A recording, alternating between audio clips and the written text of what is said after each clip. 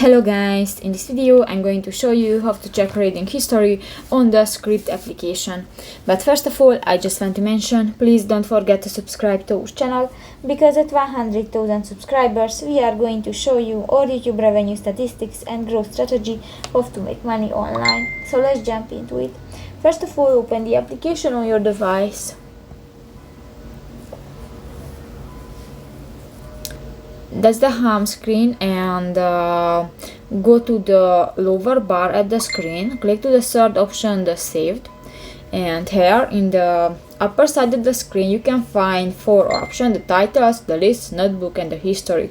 If you want to check your reading history, click to the history button and you can check your reading history. You can continue the reading, you can download, you can save that, and others. So that's pretty much it for this video, guys. See you in the next one. Bye bye.